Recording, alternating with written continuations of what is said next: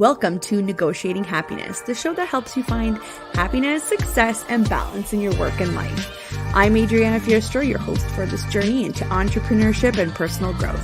We're broadcasting live on 107.7 and 105.3 FM in New Orleans as part of the United Public Radio Network. We explore the latest strategies, insights, and stories from successful entrepreneurs and experts. From managing stress to building a thriving business, we've got you covered.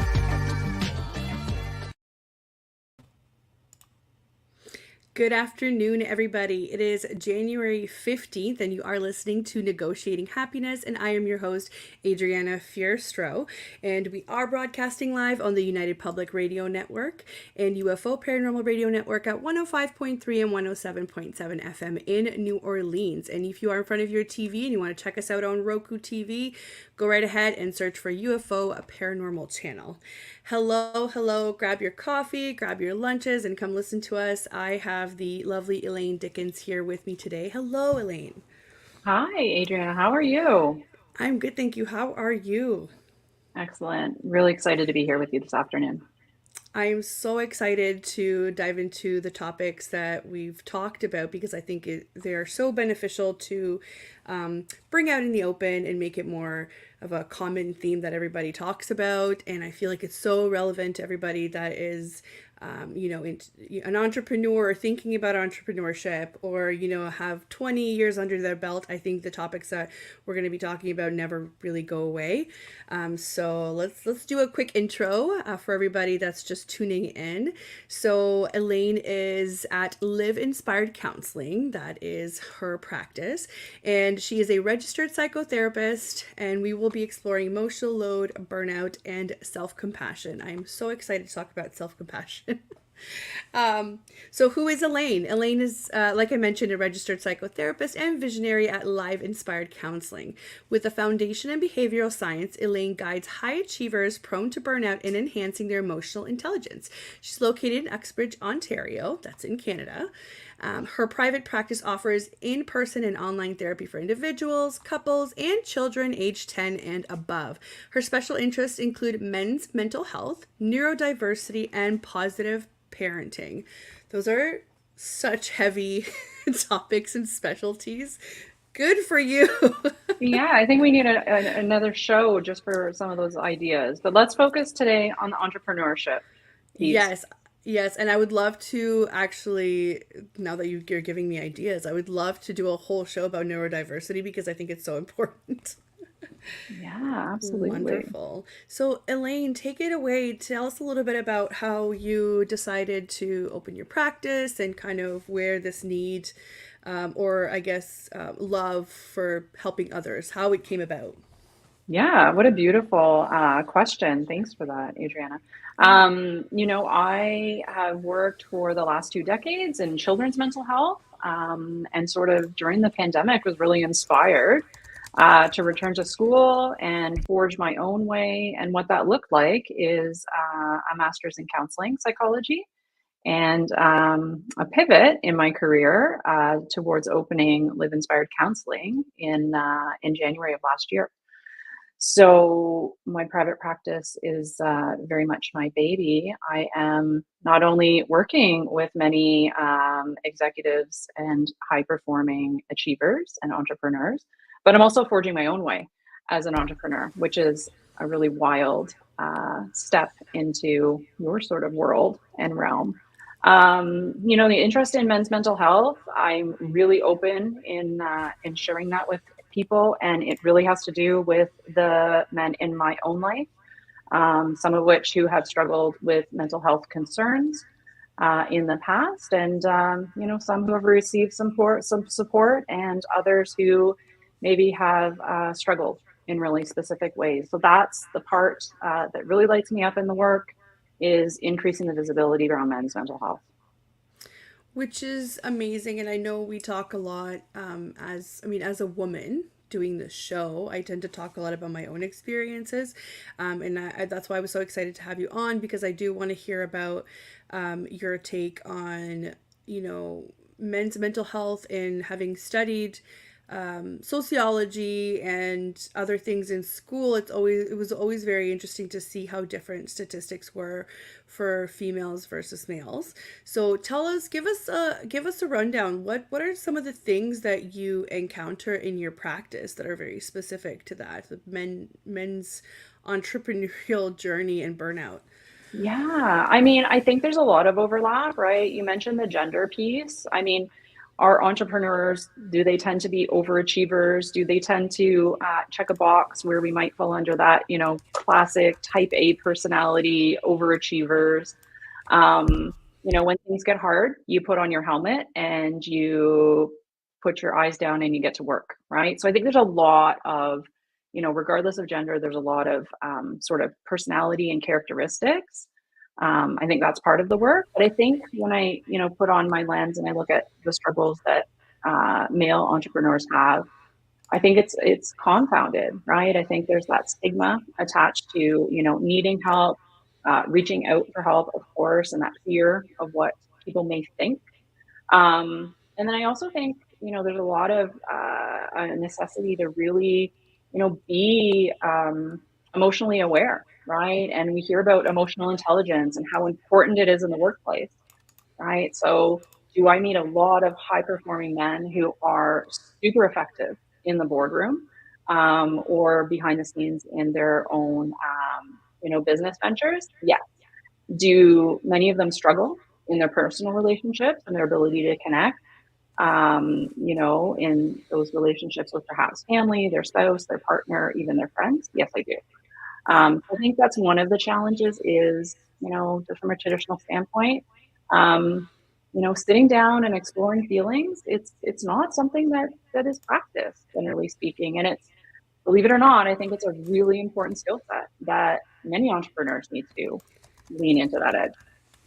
I think so, and I'm a firm believer that of men and women do business differently, and sometimes you have to navigate kind of their world, right? Like we know this. We know that the business world is created because of historical, the situation of how things have gone throughout history, where women in a men's world.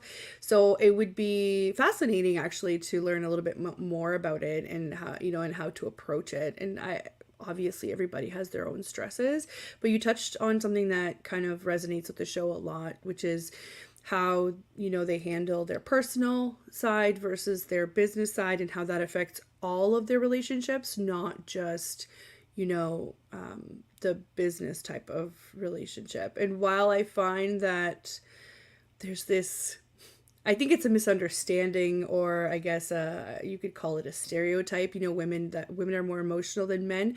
I think it's because of that factor of emotional intelligence not being allowed to show it, or not having necessarily the experience or having a developed side of the emotional intelligence. I do think emotional intelligence is very important, and unfortunately, as parents, I mean, as a mom of a boy, I think I have such a hard task ahead of me to try and teach my son about emotional intelligence and how to handle people and how to be different than, maybe some of the negative things that we've seen in society that have to do with men, or, Absolutely. touch on, how people can be toxic and whatnot. And it could go for both genders. It's hard when, as a mom, as a woman, I've had a different experience, right? Whether it's been in business Absolutely. or in life in general. So that's Absolutely. Right. everything's You know, connected. it is. It is. When you mention, men and women sort of, approaching entrepreneurship in similar but different ways, right? I mean, if I just think about, even women and even my own personal circle, when things get difficult, we talk about it, right? Like we sit down with a friend and we unpack it, right? And we get to have a Yeah. chance to move through those emotional components of the struggle itself. I think for many men, it's a very different situation, right? There aren't those same opportunities, right? And so to sit down and unpack things like what it feels like to not feel confident, or what it feels like to not feel capable, right? Those sort of talking about insecurities I think that's something that is extremely difficult. And I think that is a difference across the genders. Yeah, and it's great to know that there are resources out there for everybody, right? Absolutely. Let's touch on a little bit of what does the emotional load look like for your patients? Yeah. What are you seeing in today's society? Yeah. So, you know what? When I float back to sort of early pandemic, I think, Adrian, something that you and I talked about sort of pre jumping on the call was we saw a lot of pressure on women, right? Especially women entrepreneurs with this need to like pivot and have your business move online. But in the background, you were, of course, supporting your family, getting your kids onto their learning programs and running, being a teacher, a therapist, mental health specialist, and a mom, right? Yeah. Yeah. So I saw a lot of women in my practice, right, struggling in a really specific way around the weight of the pandemic specifically, right? What I have seen in the last, 6 to 8 months is an uptick in men reaching out and just saying, like, I've been struggling in these really specific ways. Maybe we're not able to name what some of those stressors are or articulate that, but I know that things could feel better for me, right? And I'm really feeling that that financial pressure as the traditional lead, head of the family, that person sometimes making most, if not all, of the financial decisions, and like just look at the price of groceries, right? So I think men have really had to learn a lot about emotional load, if I'm honest, because I feel like they've been forced to experience that, be it as a Yeah. part of the pandemic or us coming out of the pandemic and forging this, new normal. It's not the same. It's not the same. The emotional load is just not. Yeah. Yeah. And I can imagine that, going from having, the status quo of everybody has their own roles, and all of a sudden everybody's life is upside down. I could only imagine that the the learning curve was steep. So Absolutely. yeah. Absolutely. So like the emotional load, it isn't just the like things on your to-do list, right? It's that constant trying to prepare for anything, right? Like we're talking about like a pandemic, right? We're still coming out of that. We're still trying to figure out how we forge the next steps, how we support our family, how we plan for our business. So I think emotional load, it's tough to, describe all of it, but I think it's really that weight and that feeling absolutely consumed and powerless that really Right. comes up in my conversations with clients. Right. Right. That's interesting. So what are well, I guess how does somebody manage this practically, or what's a strategy that you tend to recommend? Yeah. I think it's highly personal, right? I know, there are people who will gravitate towards, listening to a health podcast, for example, right?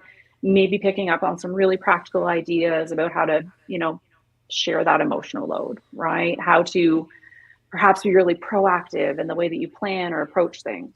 Because I do get to work with couples, which gives me a unique approach to hearing both sides, Yeah. certainly of that emotional load. But I love the idea of couples and even in partnerships, right? Just sitting down at the beginning of the week and talking about what the week ahead looks like, right? What's on the radar for you? What's on the radar for me? Are there things that I can support? Or is there a specific way you'd like me to show up in that for you? So really, opening up the dialogue.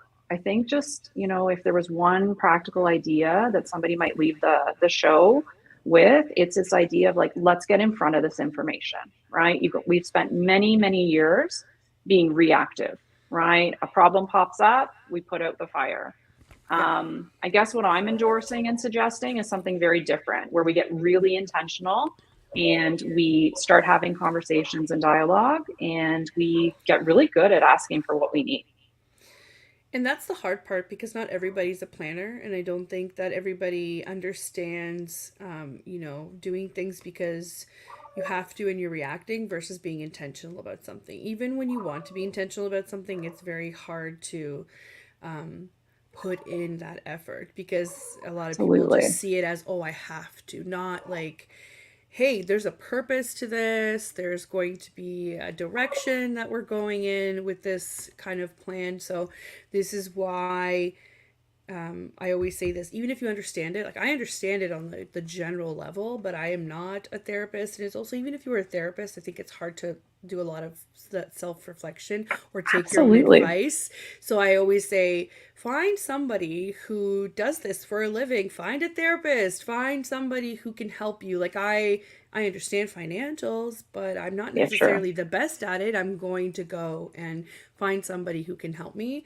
There's no shame in it. You can't be a master of everything in life. So, I know. And it's so interesting, right? Like an entrepreneur would very easily, research a business coach, for example. Okay, what I'm offering, yes, I'm a psychotherapist, but do I provide that type of support and service? How many clients would sit down and say, I need accountability, right? Like I've got these personal goals. I want to have, more connection in my relationships. I want to show up in a really specific way around my business. I can be that coach. I can provide right, that accountability, right? So right. it's interesting. We have that gym membership. We get ourselves to the gym. Very much what I endorse in my practice is I want to be in your Outlook calendar, whether that's weekly or biweekly or once a month. Therapy can be that accountability where you may not be able to get traction with some of those goals because not everybody, like you said, can pick up a podcast or pick up a self-help book and just be able to naturally, integrate that into their lives.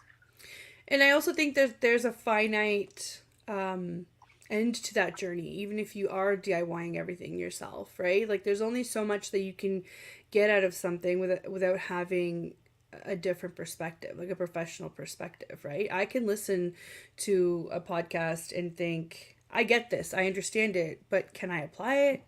Is there a different Totally way different. that somebody can show me how I can apply it into my own life? It's just different, and I think we need to stop telling people that you only need therapy if you're broken, because really, what's broken? It's all relative. It's all, I think everybody can use therapy. Yeah, I mean, I Be, would agree. I can't disagree, right? yeah, Can anyone benefit from somebody to sit down and talk to, right? Or yeah, could everyone benefit, of course, from getting in better touch with their emotions, right? totally. Totally. Absolutely. And it's not, it shouldn't be a taboo subject. It shouldn't be a, I'm fine, I don't need therapy. Because at the end of the day, are you telling me that you've never gone through anything stressful in your life? That's probably a Yeah. lie, right? Like Yeah. you're lying to yourself Absolutely. at that point, or maybe you're just not realizing it. But yeah, Yeah. let's touch a bit about on, I guess the next step that makes sense is you're going on with this day in day out of working, family life, stress here, stress there. Let's talk about burnout, because everybody hears burnout. I talk about this book all the time on whenever burnout comes up, which explains the cycle of burnout. I think it's Sure. I forget the name now, but of the authors, Nagowski, I think That's the okay. they're two sisters. Anyway, I've literally talked about it Beautiful. so many times, but I love that book because it explained it in layman's terms of what this cycle of burnout looks like. So I want to know kind of, how do you look at Absolutely. the cycle of burnout? Absolutely. So I consider burnout to be a state, right? So it best describes, the emotional, the physical, the mental exhaustion that's caused by excessive and prolonged stress, right? And does it tend to show up around work? It can. I think the most challenging part about defining burnout is everyone's experience with burnout is going to look and feel a bit different. And often we don't recognize it until we've already hit rock bottom. Right, right. And it's hard once you're there to recognize anything. Absolutely. Right? Absolutely. Right. And so I'm always saying to, the people in my personal life and my professional life, right? Like, I think that how we best deal with burnout is we get really, really specific and we start to notice those causes and those symptoms, right? So Whenever somebody says to me, I'm just feeling drained, I'm feeling tired the majority of the time, I sleep, but I don't rest, right? I'm sort of a behavioralist by nature, right? So I'm always tuned into those little subtleties, right? What's changed for you in the last many months? Are you sleeping more? Are you sleeping less? Right? Are you withdrawing? Do you not have that get up and go in your business? Right? Maybe you're feeling like a failure, right? Or you're starting to have those thoughts about just being hopeless, right? Or questioning your purpose. That often comes up, right? When I may meet somebody who said, maybe I need to get some support around burnout, right? And making sure I don't hit rock bottom. Right. And what are some of the coping mechanisms that you would, I guess it would be Yeah. really interesting to talk about what are some of the coping mechanisms that you see that are negative that people need to stop, and what are some of the coping mechanisms that could be positive, because that might be another way of recognizing burnout, right? Absolutely. So it's so interesting, right? And when I just think about myself as a professional, I actually gravitate more towards what are the things that you could be doing, right? So, yes, we could all sit and make a list of the ways that we cope that probably aren't serving us, right? Whether that's, sitting down and scrolling, numbing with substances, I mean, I don't know that I don't want to promote or bring any shame, right, to anyone sitting Yeah. on the and listening on the call. But I think as a strengths-based practitioner, right, I think that we always want to be thinking about what are the things that we could be doing differently, right? And so for me, a critical piece is, are the things you're doing, are they contributing to the status quo? Are they keeping you in the same place? Or are there things that you're doing to help you to forge your own way or to feel better, right? Right. And be proactive in the way you manage stress. So, maybe that's talking about it with somebody, right? Whether that's a partner, a spouse, maybe that's booking a discovery call with a therapist. And I'm not saying just book it with me, I'm saying book it with two or three other professionals, Yeah. right? Because Yeah. you want to make sure that you connect with the right person to do that work, right? I That's meet right. many people who have said, I tried therapy in the past, it didn't work.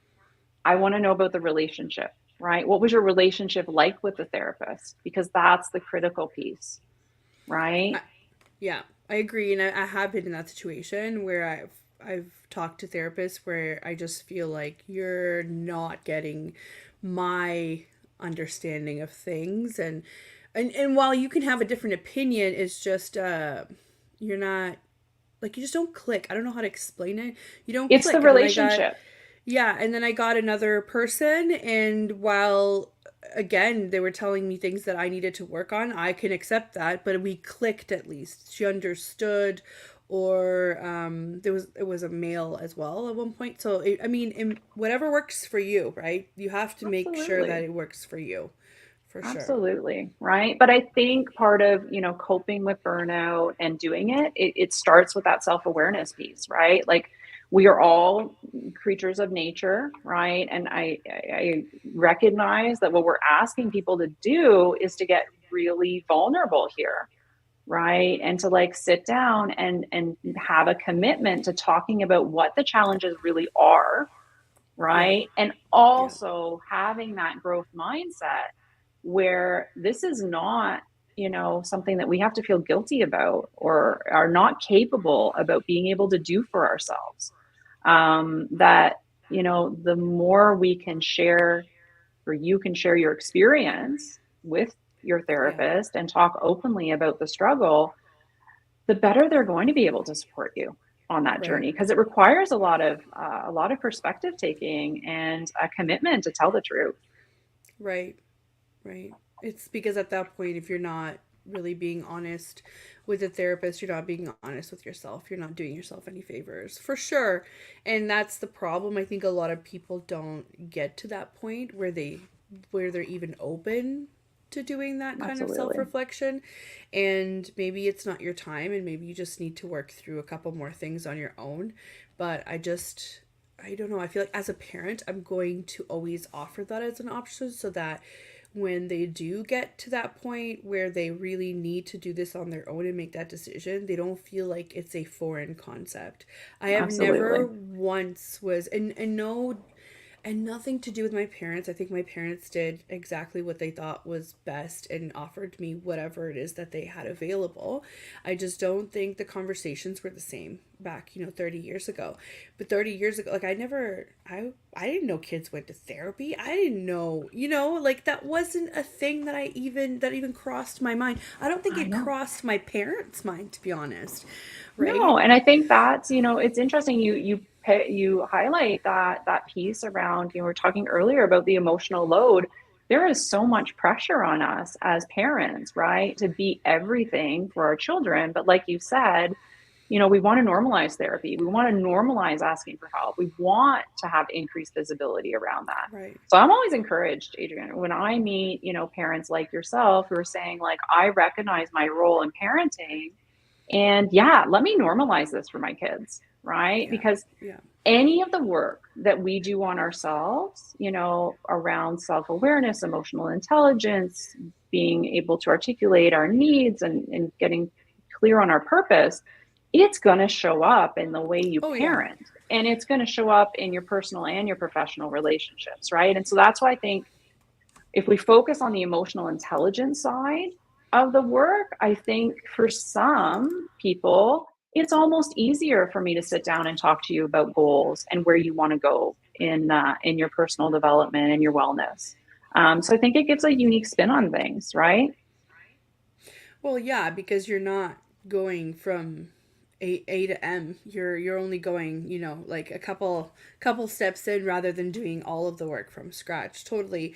And that's not to say, like, I know that a lot of people kind of probably are rolling their eyes or whatever the Oh, case for may sure. be, but it's not about not building resilient kids. So I want to be very very clear about that. Resilience is built in many different ways, and I do think that kids benefit from that. And I already think that they are more resilient than we give them credit for by nature. What I'm saying is, I don't want my kid to retreat into himself so much that he doesn't have that emotional intelligence, that he doesn't have that, what if something really bad happens and I'm not there and he thinks that he has no way out of it, Yeah, feeling alone with it, right? Which right? is so interesting. I Yeah. feel like what you're saying there is like, I don't want my child to have the experience that I might have had, right? Whether that Maybe, was feeling alone maybe. with my emotions or needing to forge through or push through on my own.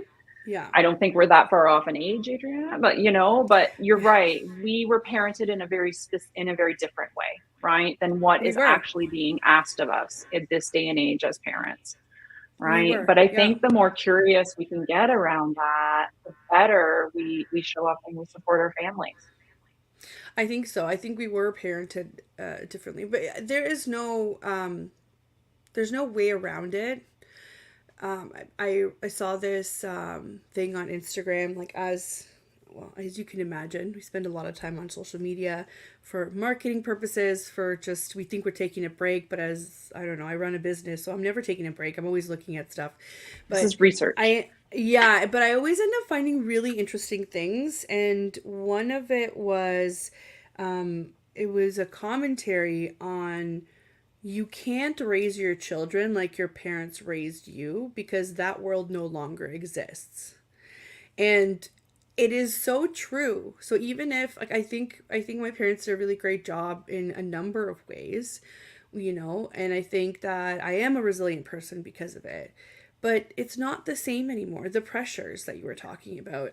My child is 3, and he can navigate through Netflix, through YouTube, through Sure, he I can. mean, through he does matching games. He does things that I'd never even touched a tablet until I was like 19. So, you know what I mean? Like I'm just giving you the example of For sure. they grow up with the internet, they grow up with people always having eyes on them. They grow up with strangers having eyes on them, which I think is very different than your family having eyes on you.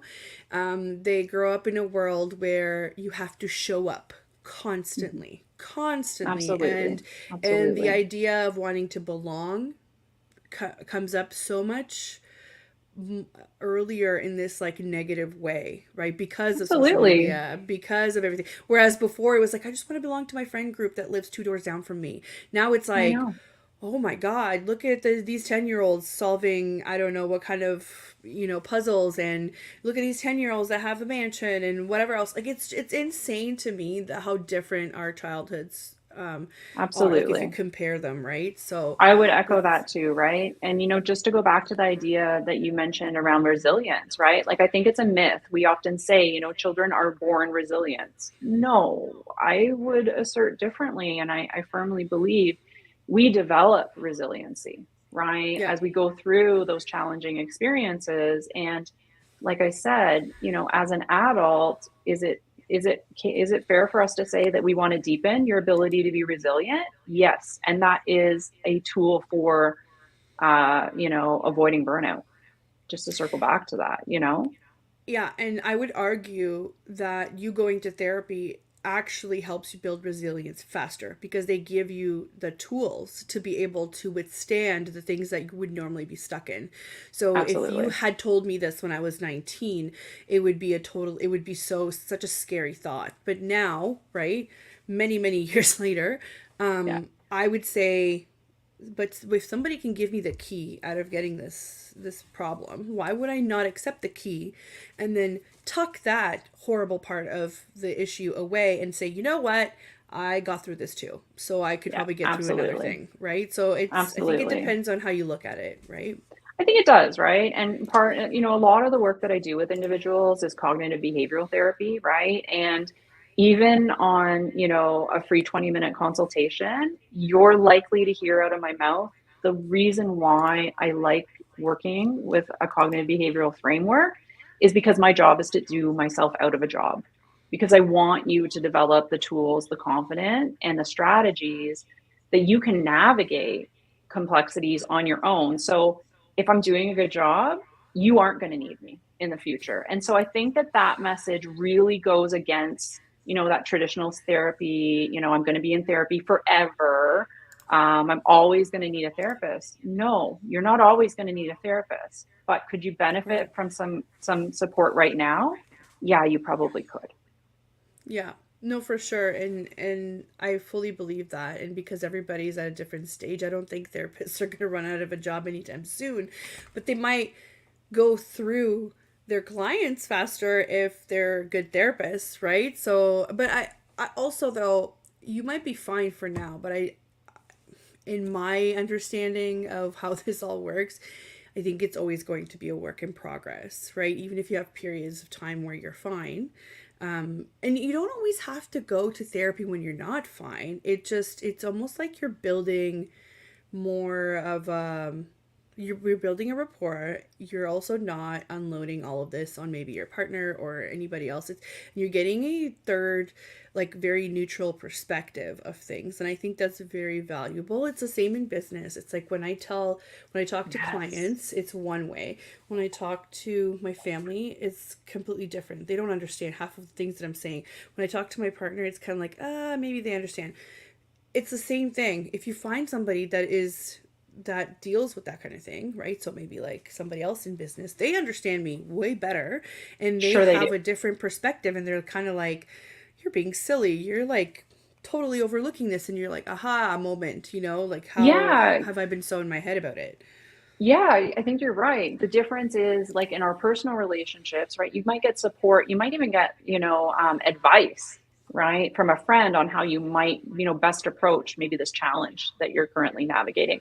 And therapy it's quite the opposite, right? And for some people, it's the first or only opportunity that they might have to be in a relationship where it is a judgment-free zone, right? And I am not in the business of giving advice. That is the furthest from what I would do, right? And so, Yeah. even just being able to develop that ability to like bolster your self trust, right? And knowing you're going to make the best decision that you're going to make, right? I often Right. compare myself to a GPS. You're the driver, you're always in the seat, you're always, navigating where we're going to go. But if you want the fastest route, if you want, to save on gas, if you want the scenic route, let me know, right? Because Yeah. that's something that I can support you with. But I think you're right. We don't often have that sacred space to just talk openly without fear of judgment. It just doesn't exist in some other relationships. Yeah, and it's unfortunately probably one of the first things that gets overlooked when you talk about self-care. Everybody, when they talk about self-care, they picture bubble baths and spa trips, but I'm like, no, It no. isn't. It isn't. It No, isn't. no. Right? Yeah. So we're just gonna do a quick intro here for anybody that's just tuning in. You are listening to Negotiating Happiness, and we are live on the United Public Radio Network and UFO Paranormal Radio Network at 105.3 and 107.7 FM in New Orleans, and we are also on Roku TV. Check out some of our shows on there. I am here with Elaine Dickens. She's a registered psychotherapist, and she's telling us all about the emotional load and burnout and some of the scenarios that she's encountered in her practice with her specialty of men's mental health and entrepreneurs and all of that good stuff. So if you're just tuning in, welcome. We are live, and drop us any questions that you might have in the comments. I see here there was a comment from Gerard James. Wiz is listening. Hello. Yeah, so Elaine, I think we were just about to go into a bit of how to balance, how to show self-compassion. We were Yeah. starting to talk about self-care. So tell us a bit about that. Absolutely. Absolutely. Right. So if you were to ask me, what's a practical tool that, we could use to combat the potential for burnout, Yeah. my default is always going to be this piece around self-compassion, right? I think it's such an incredibly important skill for us to have the same empathy that we would offer a friend or a family member, but to have that for ourselves. And, I speak from a personal experience that this isn't a skill set that I had early on, right? And it's a game changer. I feel like self-compassion, right? So really by definition, it's just this idea of the practice of turning your compassion inwards, right? And giving that empathy that we give to others, learning how to give that to yourself. Yeah. And how would you tell somebody to start? Yeah, I think, you kind of touched on it, right? There's components within self-compassion, and I think it starts with noticing, right? And developing that self-awareness, right? Noticing, am I being kind to myself when I have that thought, or am I judging myself, right? Right. Um, Even it can be, small things like just being curious, right? Here's this thought I'm having, like I'm not feeling good enough, right? And really just thinking about what's the emotion that's connected to a thought like that, Mm-hmm. right? Mm-hmm. Because our thoughts, our feelings, and our emotions are all tied. So maybe the thought is, I don't feel like I'm enough, right? Or maybe the feeling is feeling kind of inadequate, Yeah. right? So getting really curious with our emotions, I do think is sort of a way to develop some of that self-awareness and even just highlight, you know, how could I be compassionate with myself? Or what would I perhaps say to a friend who was experiencing this challenge that I'm faced with right now? I think asking that Right. question can often be powerful. Right. And I would say that from my readings or my understanding that it goes beyond thoughts. So it's very interesting to me, and sometimes I want to have the time to delve more into it, but whatever your emotions and thoughts, they also become your physical reality. So Absolutely. I have an example of this. I went through a period of time in my life where every time I would get upset, I would get the worst stomach ache that I would get ever. And that Yeah, those two don't really make sense if you think about it, but it does. It does. After reading a bit more and about it's your body, you're reacting to all of these negative thoughts that you're putting in because your brain controls everything. And your absolutely. brain sends signals to your body, your brain sends, and that can affect how you deal with other people, how you deal with yourself, your future successes. I am very aware of that. So, as an entrepreneur, if you keep kicking yourself while you're down and not showing self-compassion, all you're doing is setting yourself up for more failure. And I'm not saying be oblivious or be, completely out of touch with reality, but have the coping skills or learn coping mechanisms for you to see the positive in it. So we had an episode where we talked about embracing failure, where Mm. we went through very specific stages of how to take failure and turn it into like a marketing exercise where you can learn from it, where you can say, I know everything that went wrong, so I'm going to avoid all of that, so my success rates will increase for my next project that is of similar, nature. So Absolutely. I think you can apply that to a lot of things. If you understand that you're not always going to win, you have a better understanding of, okay, fine, back to the drawing board. What did we learn?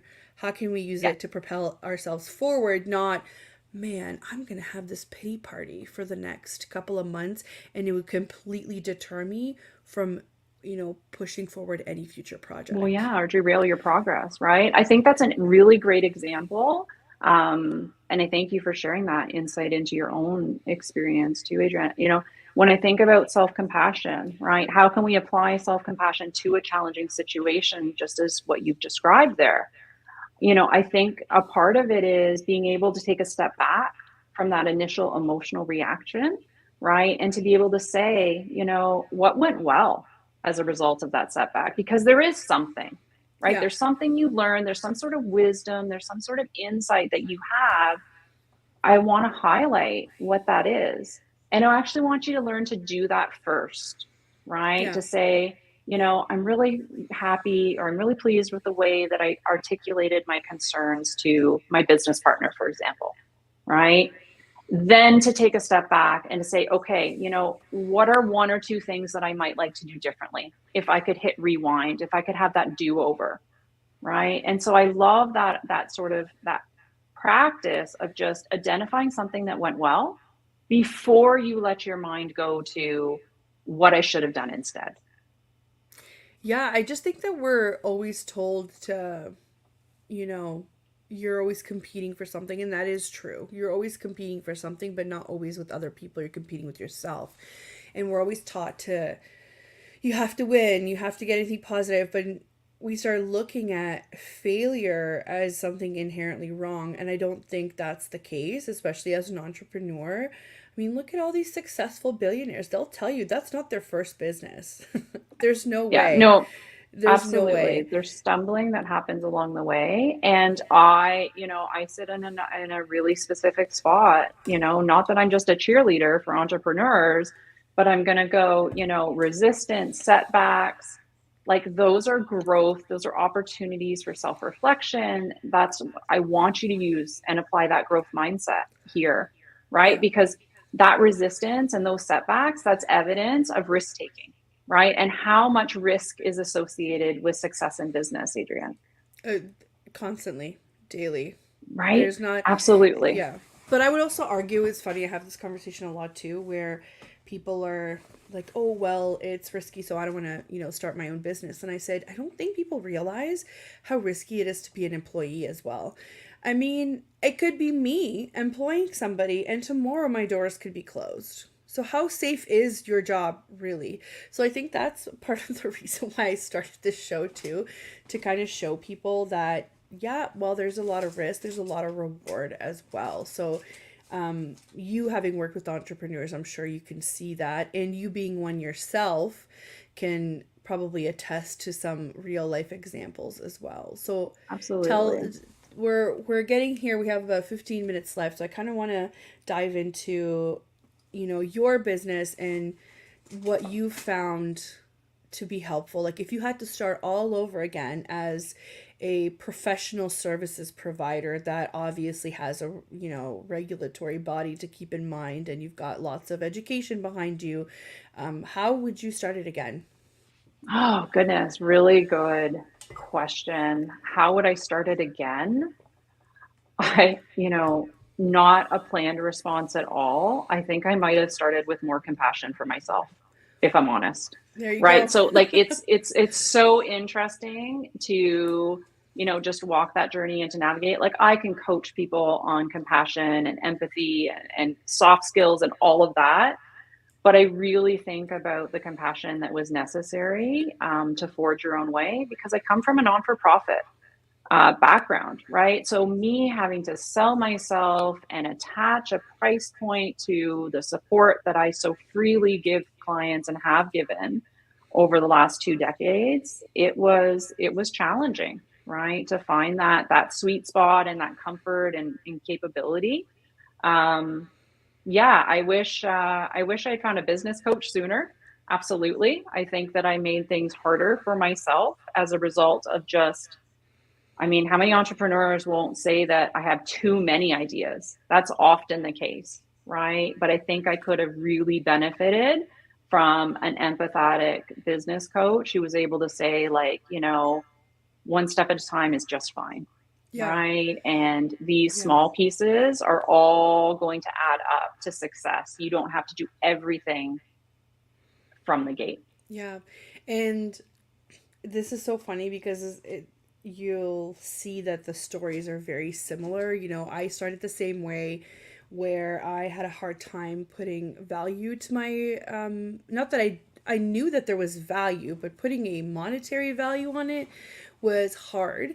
And I ended up working through a lot of projects that were very hard and time consuming, and there wasn't a lot of, compensation to be joy to have, to enjoy after, because I just didn't know how to represent myself. Or maybe I did and I just didn't think that that was too much, because I think the moment you become an entrepreneur, you have to unlearn everything you've learned through school. School does not teach you to be an entrepreneur unless you go to business school, Yeah, right? But think about grades, kindergarten to grade 12 or whatever you want to call it.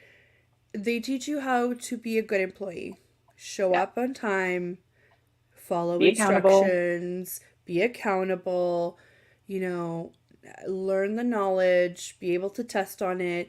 They don't teach you how to think outside the box. They don't teach you how to differentiate yourself from. There are so many therapists out there, right? No one's teaching you, including your regulatory body. I'm a part of a regulatory body for my That's right. licensing for to being a paralegal. Nobody teaches you No. how can you differentiate yourself to be a better whatever, and actually they discourage you saying that you have specialties, right? Yeah, Unless absolutely. you can say you're practicing in a certain area of law, they discourage you from saying I am really good at this, or having not specialties but being an expert. They Yeah. shy away from that everywhere. So how do you know get yourself out of that mindset? There's so much growing to do, even for people who have that entrepreneurial gene. Yeah, And it's very interesting to hear similar stories. And I think that's a absolutely. commentary on our school educational system. I'm sure it's There is. similar in the States as well. Anybody that's I listening out in imagine New it is. Orleans, I imagine it's similar. If not, drop me a comment. Let But us know otherwise. No, and yeah, that's why I think like the self-compassion piece is so important, right? Because imagine if I were to judge myself on my ability to fill my schedule, right? As a yeah, therapist. Gosh, I know a lot about people, personality, and mental health, but you're right. I didn't graduate with a business and marketing degree, and it's okay if, I stumble with some of that. So I think, just harnessing that growth mindset is so, so important, right? And just looking at, any of these challenges that, you're sort of struggling with or hitting the wall with, yeah. they're opportunities for growth and learning. They're not a way of, judging our self-esteem or developing our confidence. That's right. Yeah. So tell us a bit about what kind of makes this whole entrepreneurial journey worth it for you. What? I think what's worth it, yeah, I think what's worth it is just the opportunity to connect with like-minded individuals and to really be witness to growth and professional development. Like I've always sort of subscribed to this idea of, intentionality, and it's a game changer. But what really helps me through the days that are challenging is just realizing that, one small shift for a client can be monumental in their lives. So being witness to that, having clients, unpack things that they have carried and weathered on their own. I just have Yeah. so much gratitude and respect for that work that people are strive to do. Yeah, and I was just going to share here for anybody that's listening, I've just popped on to liveinspiredcounseling.com, which is Elaine's website, and this is her blog. So if anybody's interested in learning more about these kinds of topics, she covers quite a few here. Elaine, what would Yeah, you there's everything from highlight? parenting to burnout, self-compassion, a lot of little gems in there.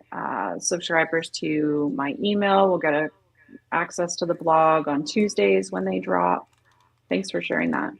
Yeah, no, no problem. And I see here there's some just quick overview of anxiety and ADHD and yeah, emotional intelligence, parenting. So check out to livedinspiredcounseling.com if you wanted to learn a little bit more.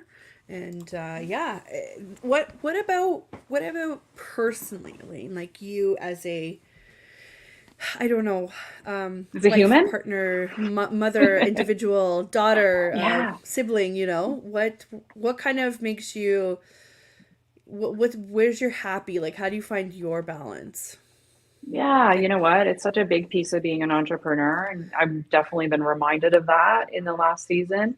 What lights me up? You know what? It's movement, it's fitness. I recognize I just am better balanced when I'm outside, 10 minutes out of the day, whether that's walking the dog, hopping on a bike, hiking. That daily movement is sort of like critical. yeah. Most people would be surprised to know a huge introvert. You have to really will me to get me out of the house. I probably have my nose stuck in a book given that chance for free time. But Yeah. you know what? Life doesn't stop. I'm a mom of two kids. I navigated divorce many years ago, so I feel like I bring and openly share some of that experience and some of my work. But yeah, I love to cook. I love to get outside and be with the dog. And you know what? There's a standing appointment with my therapist because I practice what I preach. Right? Which It's is, just like going to the gym. it's important. Yeah, it's important. Would you have any favorite hiking spots? Oh, well, I happen to be in like sort of an hour northeast of Toronto in this beautiful community called Uxbridge, Hmm. which sidebar is the trail capital of Canada. Ooh. So there are a number of trails that I can hop onto, but we've got Durham Forest. If people are interested in, mountain biking and things like that, Uxbridge has a lot of those opportunities. This is going to sound ridiculous, but I'm just not familiar. I could tell you where a lot of countries are in the world, but is that on the Bruce Trail? Do you guys hit the Bruce Trail No, there? it would be the Trans Canada Trail. Oh, okay. Okay. Yeah. Yeah. Yeah, that's very cool. I do like hiking. I need new shoes. My ankles aren't what they Oh, used to yeah. be. You need the right gear to make things work for you. Totally, totally. Do your kids enjoy the outdoors? They do, right? So I've got one that mountain bikes and one that swims, and gosh, they absolutely keep me busy. It's very That's humbling that's their job. to have teenagers, right? They run tech support in the background, and they help with the marketing, right? They might even clean the office. So it's a labor of love. It's a family business. You know what, though? That's so important because where else are they going to get experience doing that kind of stuff, right? Absolutely. Why not? Why not? Like, my first job was unusual. I was in an office and I was doing just admin work, but most kids' first jobs are, McDonald's or Tim Hortons or, Yeah, the grocery store. And like my brother's first job was the grocery store and now he's an engineer. But again, you don't get that kind of experience that way. So good for them. Good for them for absolutely. participating for sure. I'm so glad that you came on. I feel like we could talk about these topics forever. I know. We could have a whole show on any and all of them, couldn't we? Yes, I think we should do one on neurodiversity for sure Yeah, because or that maybe definitely. focus on the adults that are just finding out that they're neurodiverse. I feel like that's a huge topic right now. Absolutely. And can I tell you how many neurodiverse entrepreneurs I see in my private Yes. practice? Like my stats would be off the charts. So there are a ton of individuals who are Yes. navigating both of those things Can in the personal professional world. Absolutely. can I share my non-qualified opinion? And you can tell me that I'm wrong. It's fine. But Yeah, I cameras I, on. I was I was looking at this and somebody explained it in this way and I thought it was beautiful. It's like, what's it like to have like ADHD or one of the other? It's like having a really new software version in a really old computer. So it's like bouncing off the walls in there, but the computer can only Interesting go comparison.